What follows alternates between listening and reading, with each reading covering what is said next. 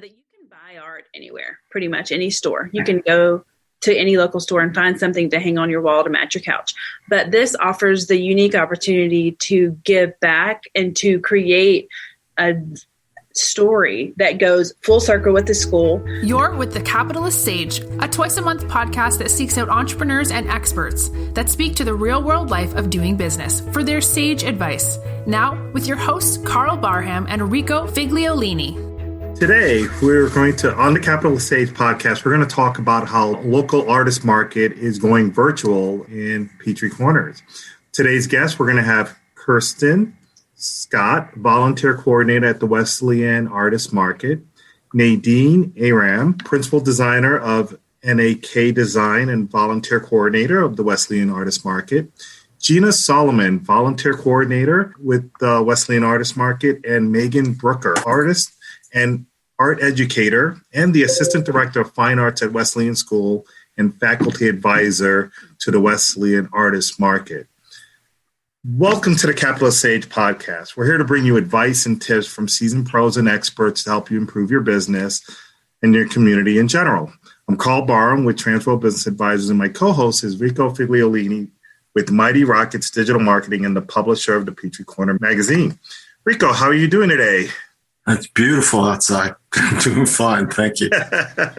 It sure is. Spring is here for sure. Why don't you introduce our sponsors before we get started? Sure. We're fortunate to have Hargrave Fiber as the sponsor of these podcasts, both Capitalist Sage and the other podcasts that we do, Petrie Corners Life and such. They are a company here based in the Southeast, actually based in Georgia, that handles IT and internet connectivity for companies throughout the Southeast, small and large enterprise-sized businesses. Go check them out. They have products and information that you can use as a small business or enterprise-sized business that can make your internet connection faster, better, and provide the tools that you need to make your business work. So check them out at hargrave.com/business. And that's our sponsor. Thank you, Hargrave. We're so glad to have Hargrave as our sponsor and a great business in the community, helping us through all our technology needs for business and for residential in the Petrie Corner and greater Atlanta area. Today's guests are going to help us understand how the Wesleyan Artist Market has pivoted and made a shift over the past year to be able to bring us a virtual experience of the auction. The dates of the Wesleyan Artist Market this year is going to be April 22nd through the 29th. And please go online and check out their webpage, all their social media, and help spread the word about attending it in this new and exciting way. Our guests today, Kirsten Scott, Nadine Aram, Gina Solomon, and Megan Brooker is going to talk to us a little bit about their experience in pulling this together and how they help to feature the artists and improve the experience in some way for people that are going to attend. Why don't I let them introduce themselves a little bit, starting with Kirsten? Would you give an introduction? Hey, I'm Kirsten Scott, and I am a resident here of Petrie Corners, and my two children attend Wesleyan. I am a retired real estate attorney and turned homemaker with a side gig flipping houses. And my real heart is for service, which is a family character trait that was passed along, and I've truly enjoyed being a part of the Wesleyan Arts Alliance and the Artist Market and many other service opportunities that are presented throughout the community. So, Nadine? Yes, I'm Nadine Aram, also a resident of Petrie Corners. We are very lucky to have our two older children attend Wesleyan, and in the past few years, very active with the Artist Market and the Arts Alliance. By trade, I'm an architect and designer. After a couple of years in corporate world, I've started my own design firm doing more residential work. So it's been wonderful being able to work within the community, harking a little bit how the market functions too, a very open community event. So it's been a wonderful experience, and we look forward to being able to talk about it today. Thank you. How about you, Gina? Hey, I am Gina Solomon, and I am a former resident of Petrie Corners after many years and currently live in Berkeley Lake. I have a commercial banking and corporate finance and treasury background, but like Kirsten and these other ladies are drawn to the service side and have been a full-time volunteer for a couple of organizations over the years, but have spent a lot of time at Perimeter School and then Wesleyan School, the Wesleyan Arts Alliance, and then several other organizations as a full-time volunteer. And this is my 9th year associated with the Wesleyan Artist Market. It's been an exciting and obviously very interesting year. Fabulous. And Megan, why don't you introduce yourself?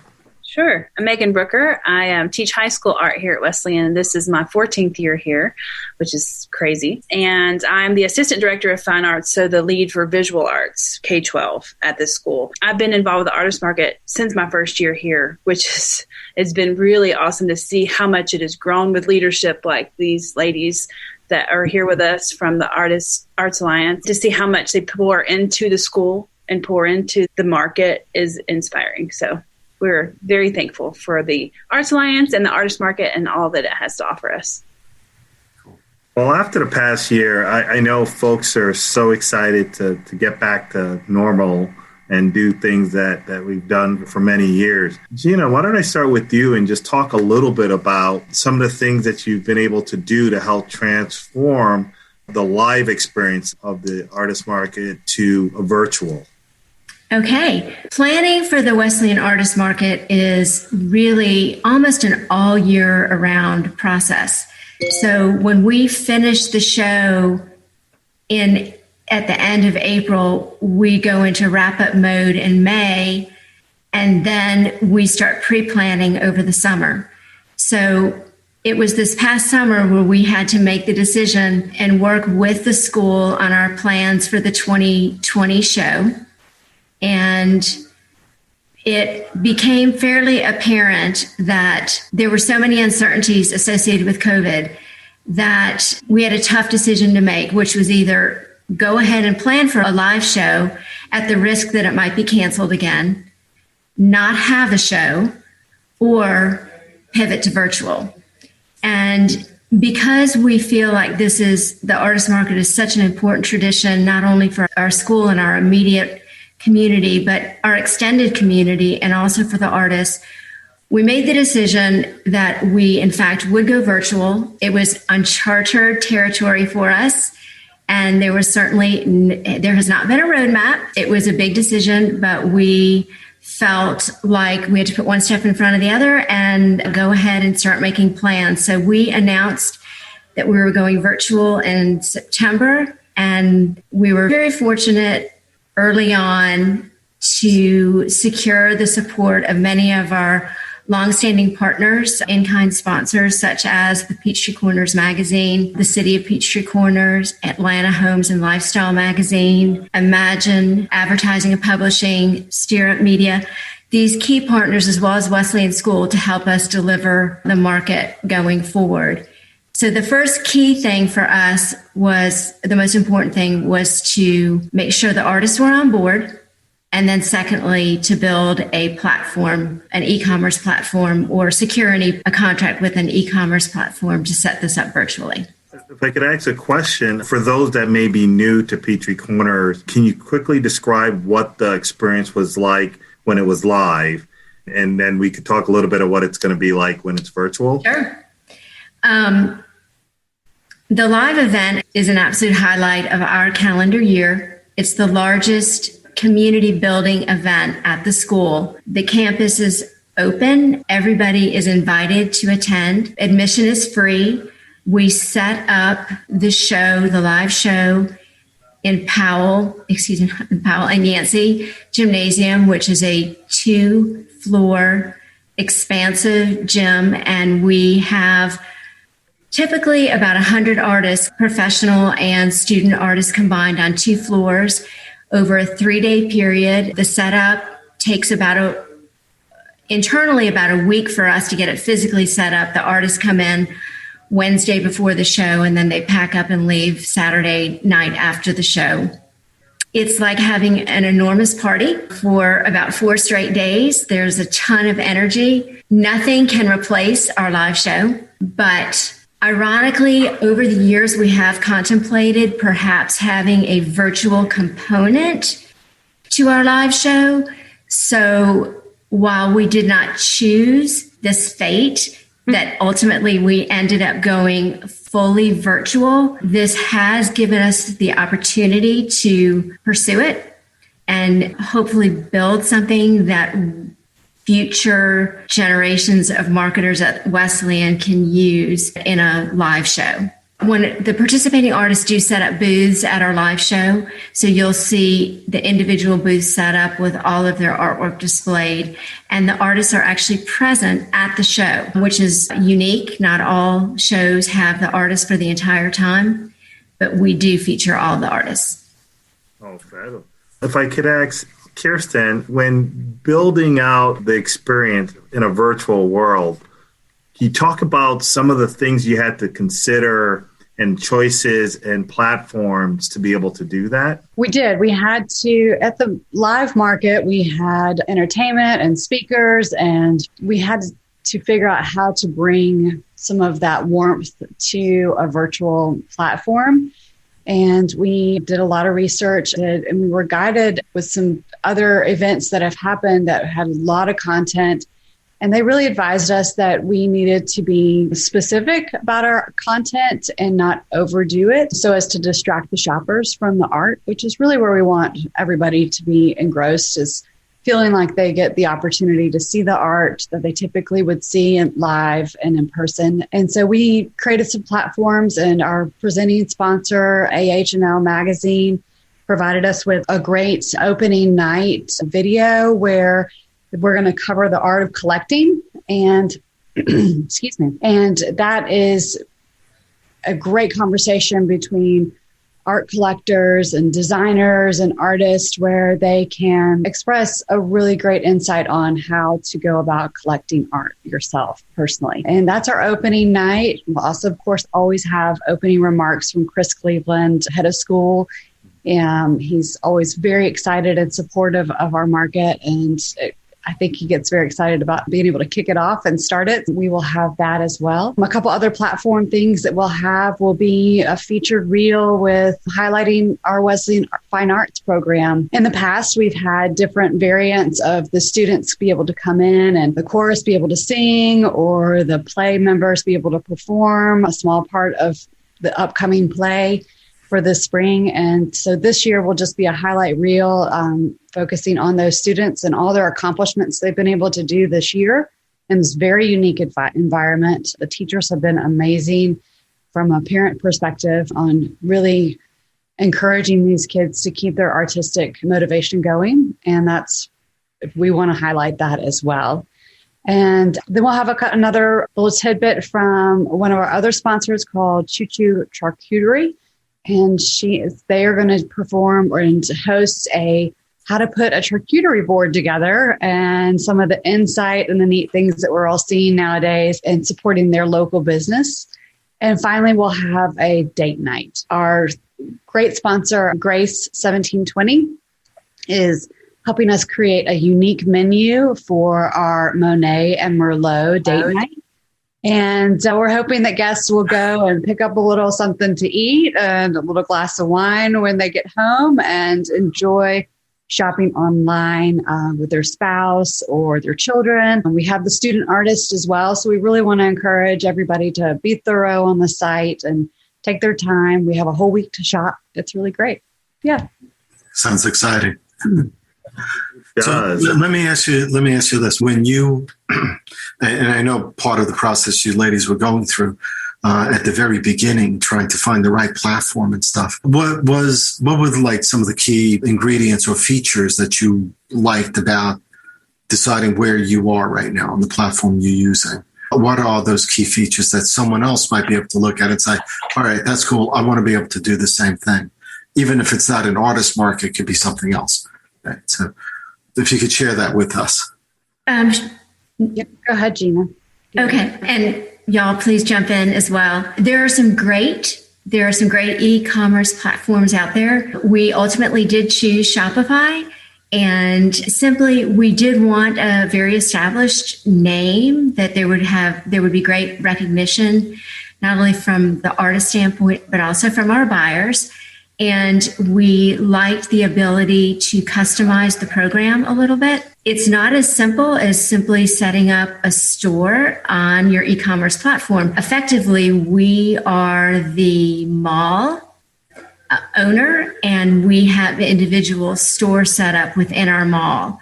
So it's an extra layer, and that has meant bringing in some different apps and working with a lot of different people from different parts of the world to put this together, different time zones. And so it's definitely, again, been an extremely interesting process. We did like the breadth and depth and scale of Shopify and their ability to work with us to customize some things. What are the things that Shopify, for folks that don't know, it's an online e-commerce platform that a lot of people, it's one of the most known and well used. But what comes with that is trust. People know what that is, yes, and are comfortable and have used it, so they're, yes, familiar with it. But it changes the approach when you think about art and buying art. And Nadine, I'd love to explore with you a little bit about how does someone like me, who's used to going and looking at things, art to buy, how do I approach that virtually? How would you advise shoppers and people participating in the Wesleyan event approach shopping for art this way? Yeah, of course. Look, there's no doubt that 2020 put a different spin on things in life for everybody. Virtually everyone knows everyone's gone online to some capacity. You even see big museums like Natural History Museum doing these virtual tours, conventions going to virtual booths. We're coming in on that front as well and trying to make the biggest impact here is one of the biggest hallmark features of the Wesleyan Artist Market is the fact that it's always been a market for everybody. We've had all price points, all sizes of work, all types of techniques, all types of skills. So that's been a big factor for us to make sure that we drive home. And I think when you approach trying to purchase artwork online, you have to come to terms of you have to approach it a little bit more clearly, because like Gina said, nothing will replace an in-person experience. So instead of being able to touch and feel things, you have to think through a little bit more logically. So typically, we always tell people that when you come to the market, something will speak to you. You'll find something that pulls you in. And just having an original piece of artwork at your home is really a special thing. And in that vein, we always have a wide breadth of patrons, right? So we have people that come with their own designers trying to fill in spaces for their homes or their offices, all the way to people coming in to do personal shopping for themselves or little gifts for, Mother's Day, which is typically about a month after the artist market. But there's about 4 main tips, I think, is a good approach to when you try to purchase artwork online.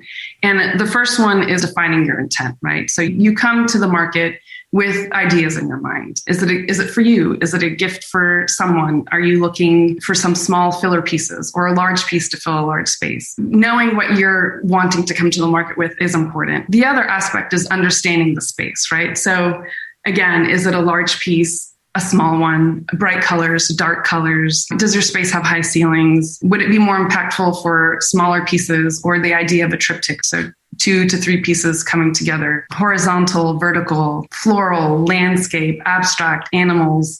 We have the whole breadth of that, which has been a wonderful key feature of the market. So we cover all types of genres, which is really a big benefit for people that come to our store, to our market virtually, not store. The next one I would say is researching our artist list. So visiting our website is a really big help. That way you know and can anticipate the artists that you feel like you have a connection with, whether it's a technique, whether you like watercolor, maybe you notice that you really do love oils. Maybe you do love a sort of whimsical piece that artists put together. So being able to taking a look at our website and scoping out our social media, because we're doing almost daily and weekly postings of all of our artists. And we have a wonderful feature that's called Behind the Scenes. And so you'll have artists speak about how they create the work, images or videos of them creating the work. So that's another sort of draw to be able to replace that in-person experience so that the patron has a connection with the artist, which is also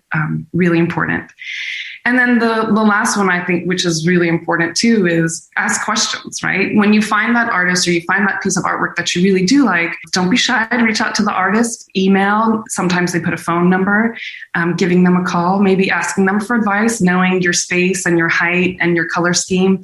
No one would know better than the artwork than the artists themselves. And then if there's something that you like from a specific artist, but it's not the right color or it's not the right size, our artists are typically always open for commissions, which is a wonderful piece too, because then you really have something extremely unique for you and your space. And asking questions and being descriptive is wonderful. So it's a different approach, but it's definitely an approach where it's happening globally. Big name museums are doing it. The MoMA's doing it. Like I said, natural history museums are doing it. Now we're doing it here. Now we're doing it. Yeah. The good part also, like you said, you can communicate directly with the artist as well. So if I was looking at a three-dimensional piece, a sculpture or a plate, I could probably ask them, can you shoot me a video? Walk around, they give me a 360 of what that looks like in real life and show me scale. Right. Yeah, that's the tough part, right? Well, and not to interrupt, but one other thing too, the capability of the site, the artists will be submitting, many of them will submit multiple images per piece of artwork, and they'll show you what it would look like hanging on a wall or, for example, sitting on a coffee table. And then you'll have the ability to zoom in on the artwork so you can see brushstrokes, you can see texture. It's really, buying art online has become a standard, and we're actually pretty excited about the potential here. So we are seeing good things from peer shows and heard a good thing. So our expectation is that it will be successful. One of the benefits that I've seen on these virtual art shows is the ability to share with other people. That's harder when it was in person. If I walked in, I like it, but I have a cousin in another city or somewhere else that's not there. Virtually, during your social media posts, is it easy for people to share that with people in their network, friends and family?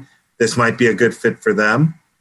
Yeah, absolutely. Especially on social media, it's an easy thing to do, where you can repost or you can resend it to message to someone, Facebook and Instagram for sure. But even the week of the market, being able to just copy paste that link directly to an artist, I think is even more impactful. We always talked about, how do we increase our foot traffic? For years, we kept trying to figure out, what are the logistics to figure out where people are coming from and how can we expand? And so now one of the benefits, hopefully, is that we will supersede Georgia from patrons, ideally, similar to how our artists come from all over the country. We did a podcast recently with the Atlanta Jewish Film Festival.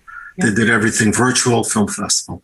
Whereas before they were stuck just in the metro area and within a few theaters. Now they were opened up almost to the world. Although I got to say that some of the films can only be geolocated and screened. So Georgia limited to, let's say, US, but they were able to expand the amount of people participating, not only the films, I think, showing, but also the participation of people showing up to watch those films. Yeah. So is that the same feeling you're getting when you went out for artists? Are you finding you're open to a wider range of artists because it's virtual versus them having to show up and set up? Absolutely. Mm-hmm. Yes. That is the best part of that, isn't it? I would think. It's been really exciting. We have artists coming from New Orleans, we have Colorado, we have places where normally they would not be traveling this far from. We do have obviously still a strong mix from the Southeast, but we can tell from the people that are following us on social media and the growth on those accounts, as well as the applicants for the show, that it was a broader net, basically. And it'll probably be great to see the actual statistics during the showtime to see where your visitors are coming from and where the purchase is actually coming from. That would be phenomenal to see that part of it as a business person looking at this. Right. I think one of the added benefits is, because of going virtual, is that, and one of the reasons that I think that we would like to keep this component part of the market is because of the reach. We have been able to attract and jury artists and have them be part of a show that they normally would not be able to do because of either distance or time constraint with a live show. And so the virtual really allows us to have a broader reach. And like you said, we're real excited about seeing the statistics come in. So, yeah. I will just add on to that. In the past, the way we've tried to help artists that can't be in our market in person is we've always tried to do a curated section. Mm-hmm. But now I feel with this, we all collectively feel with this sort of virtual market that now the whole market is even more curated. You really did vet the process of getting and achieving high quality artists with wonderful work, great ethics, as best as a price point as we can. That's the biggest benefit, right, to doing. Yeah, it is literally a one-stop shop for all type of artwork and jewelry. Don't forget jewelry. I'd be curious on getting an artist perspective, Megan, this new world, and getting from an artist perspective, how do you see that changing how artists can get their work seen? And are there any tips and advice you'd have on people using this new platform to feature their art? Yeah, it is. It's actually really exciting to see how the potential of what is going to actually happen moving from live to virtual, because the beauty of the live show is the interaction you have with the client. And Nadine mentioned the intent. Like, I feel like from the artist perspective, when the intentions match and what you're looking for match, and that what the artist poured into it is what the client is looking for, is easy to communicate when you're live, right? When you are in person. And when somebody stands in front of your booth, this is my favorite part of the artist market, besides the big party, as Gina mentioned, is they stand in front of your artwork, and when they have an emotional reaction, it's a beautiful thing. So I will miss that live, but I'm hoping that, and my goal as an artist of the market is to be able to portray that and to explain that and make sure my intention comes across virtually. So whether that be through captions or in marketing and making sure that, because I feel like this is a huge piece of reaching your clientele that your work is created for. And so I think it's interesting too. It's almost employing a different level of marketing as an artist, because as several of you mentioned, getting different angles of the artwork to make sure that everybody can understand what it looks like on the wall, but also details of what it looks like close up and what it might look like in different scenarios. Could you couple it with other artwork, or what does it look like on your shelf? So having the different variety to approach as much as the live scenarios you can get virtually is super important. Sharing your intention and making sure your purpose of your artwork is known, because some may come in just wanting something that matches their decor, but then there's many others who want something that they do interact emotionally with. But I do find that no matter which way, what we're looking for as a client, people want to know our story. And so I'm thankful for the platform like Shopify and all the Art Science is doing to help us to create that story on this webpage so that it is shown through social media and through our individual pages. Mm-hmm. I know in the past year, I don't know if you've all had the same feeling because of us having to isolate more. I'm seeing more expression of people's feelings and passions online. They're reacting to things. If it's an image, if it's a story, you're seeing that. And I think more people have become comfortable using that medium to communicate that. And so one of the things I'm excited about is in this forum, most times you don't get to interact with the artists in many cases, but I could see the opportunity through what you've created in this virtual experience, the ability to have before interactions with the artists and the art and respond during the artist market experience and potentially after. Absolutely. You mentioned commissioned work, or I follow your work now and getting exposures for those artists. That's harder to do in just a purely in-person event. After you leave the event, you may not see or can't stay connected as easily. So I think that time has come for this merging of the two, and you're able to leapfrog into that. Probably we were all forced to, but I think your idea of keeping elements of that as we bring back the live experience next year, my fingers are crossed, next year live and virtual. Are there things that I want to ask a practical question of when someone comes and makes a purchase, there's actually the buying part, and then there is the how do I get the art, whether it's three-dimensional art and so on. Can you speak a little bit about how would that happen during the event this year? Sure. Kirsten, do you want to take that or?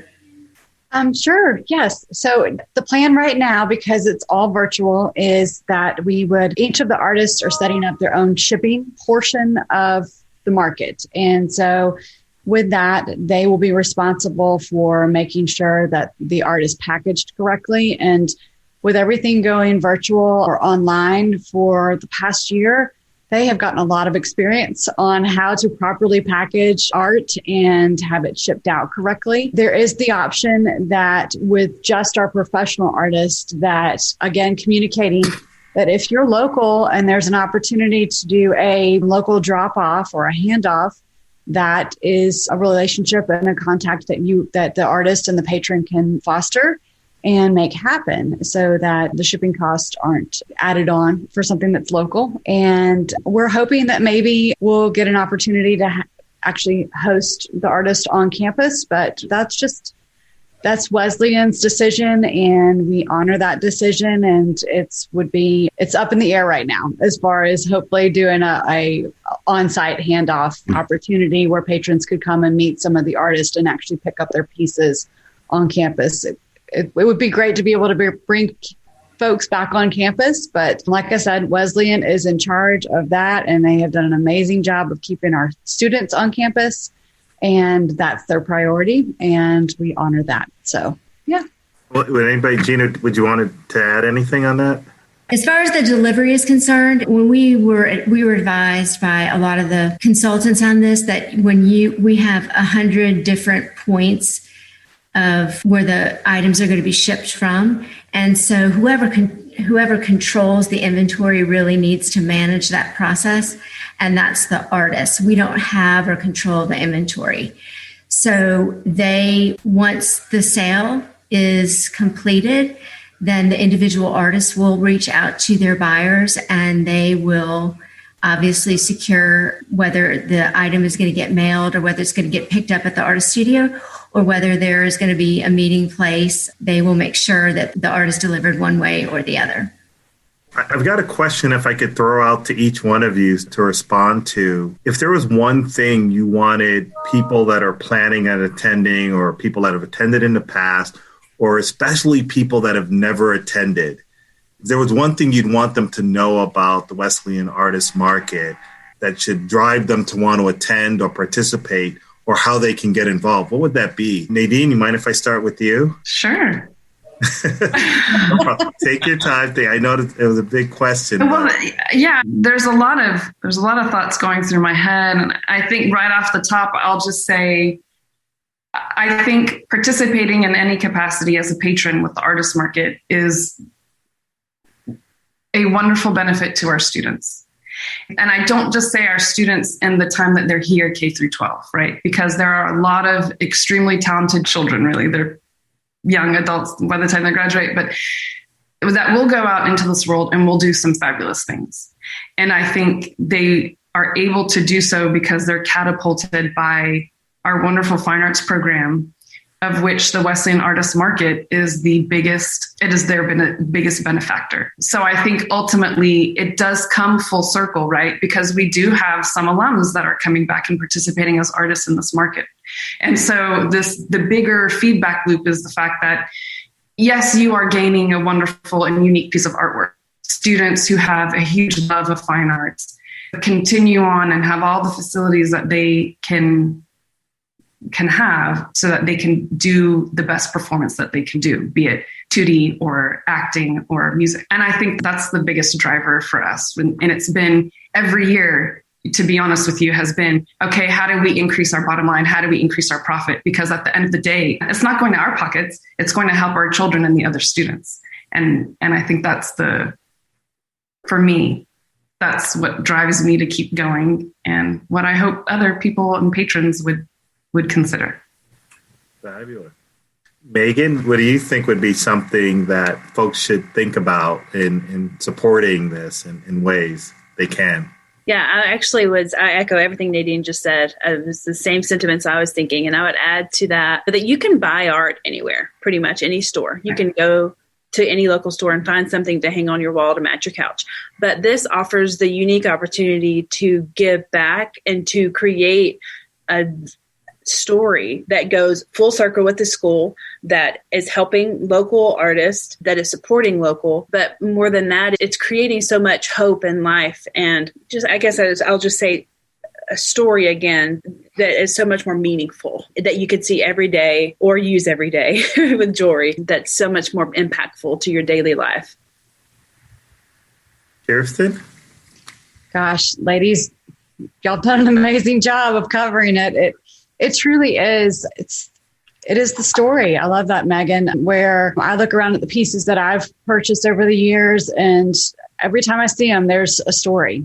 There's something behind it. There's an experience. And I know that, like Nadine said and Megan said, that experience goes further than just myself and my joy that I get from the art itself, but it passes on to all these children that go through and experience the amazing program of fine arts at Wesleyan. We just want to continue to support that and grow that aspect, because it is critical for education and for expression. And we've seen, like you said earlier, a great deal of people expressing themselves in ways that we just never thought we would ever see. And we're all getting to share it. I love the part of the community about the fine arts.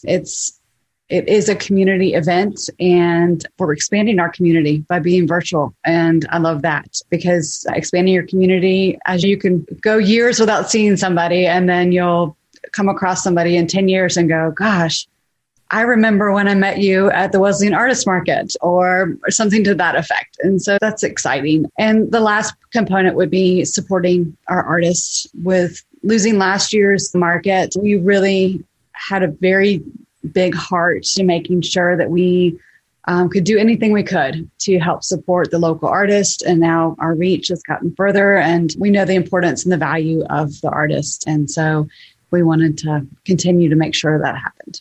So. Gina, would you add anything to what everyone has said? The main thing I would say is the artist market for me has always been so much more than an event. It's truly an experience. And I'm so impacted by not only the art, but by the artists themselves. And it's been a tough year for a lot of people on a lot of different fronts.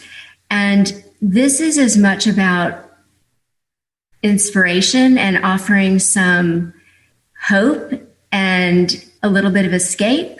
And also just I always find it so educational. So there are so many different benefits beyond just finding that particular piece. It's really just the whole experience, and all are invited. Again, it's our favorite part of this event is that we do get to open up the doors and hopefully share the great art beyond the Wesleyan campus. We just love to continue to hopefully inspire through this event. I know Rico probably feels the same as I do, and I want to thank you each, Gina, Nadine, Kirsten, Megan, not only for being a guest today and talking about the Wesleyan Art Market, but for your time and volunteering and pulling this together. It's been a tough year, and figuring out a way to bring this to the community here in Peachtree Corners and beyond. I want to thank you personally for all you're doing. And for all the artists that are participating, and for all the people that people don't see behind the scenes. I know there's IT folks and technology folks and logistics folks that help make this happen. And I really want to see the community come out and support this more than ever. If you can't get there those days, you can do it on your couch at home and explore some of the art during that. So thank you for your service and for all that you're doing for the community and for Wesleyan and for artists in general. Our pleasure. And let me add, we did extend the show from 3 days to a full week. So that hopefully allows everybody a great window to take a look and join the site. So can you remind me of the dates and how can people learn more? The dates are April 22nd through 29th. If you're a sponsor, there is a preview starting April 20th through the 22nd, and it's not too late to sponsor. So go to our website at artistmarket@wesleyanschool.org. You can also check us out on social media on Instagram, Facebook, and Twitter. And those accounts are listed on our website. Thank you very much for your time today and for sharing all the hard work you've done. And I'm excited to go. I got to visit it when it was live. I'm excited to go visit it now that it's virtual. And next year, I'll even look excited to doing a little bit of both. So thank you for all that you're doing. Thank you. I'm Karl Barham with Transworld Business Advisors, and Rico and I have enjoyed getting to learn more of the many organizations, businesses, schools in the community, and putting on the Capitalist Sage to bring you just what people are doing to innovate and to help other people get ideas of how they can keep going and overcome challenges, whether it's in their business or in their organizations that they support. For me, our business advisors at Transworld Business Advisors, we help consult business owners. We help them figure out how to get into business when they're ready, how to get out of business and sell when they're ready, and how to grow their business in between. When I can be reached at www.tworld.com/Atlanta Peachtree. And Rico, why don't you tell us a little bit about what you have going on and how people can reach you if they'd like to? Sure. So I published Peachtree Corners Magazine, as a lot of people know. Started that out 2 years ago, and we're working on our next issue. So if you're interested in the artist market, one of the big features we have is we're highlighting 3 of the artists in that issue. That'll be coming out the beginning of April. We're also highlighting 4 student artists. In fact, we're doing another podcast later today. We're recording with 2 student artists that'll be on Peachtree Corners Life. So that's cool. It's getting to know a lot of what's going on and being able to put that word out for Wesleyan Artist Market. Magazine is going to be the biggest issue yet. I think we're going to be 80 pages this issue. Wow. We're going to be covering a lot of different things. If you're into Alta Tennis, USTA, we're covering that. We're covering the new multi-use ordinances the city has passed that's going to deal with development over the next decade in this city and what that means with regard to multi-use when it comes to apartments, condos, retail, office space. Things are changing. COVID has done all that to us. So we're evolving. Traffic has changed. The way people are living has changed. So the city has to contend with that, and that's what they're doing. So hopefully we can explain some of that. There's a bunch of other things in there. I also own Mighty Rockets. I do digital marketing, content creation, and handle social media for several different companies. So if you're looking to get involved or you need to expand your presence online, whether it's product videos or content, just reach out to me. You could go to mightyrockets.com, or you could check my name on LinkedIn. There aren't too many Figliolinis out there, so you'll be able to find me if you put Atlanta into it. But this has been fun. I love talking about this. I've been involved with you ladies for, I don't know how many months now. It's going back 6-7 months, maybe longer, actually. Actually before Nadine's baby. So it's been almost 2 years. Yes. So it's been good to see this whole process evolve and to see how it's developed from the beginning. So I'm just excited. Can't wait to participate. Thank you again. Yeah, welcome. Thank you. And also, I just want to recognize, Megan, thank you, and for all the teachers out there that have been helping take care of our children. So we really do honor you and thank you and bless you for all that you and other teachers are doing. So thank you for that. Art therapy is a real thing. So it is. Thank you for joining the Capitalist Sage podcast today. I look forward for future episodes. We'll continue to bring you advice from leaders in the business and in the community and talk about how they can improve that and help improve the community in general. Have a great day, everyone. Thank you again. Thank you. Bye. This has been the Capitalist Sage with Karl Barham and Rico Figliolini, the twice-a-month podcast with entrepreneurs and business experts. We hope you enjoyed this episode. Want more? Visit our website at capitalistsagepodcast.com.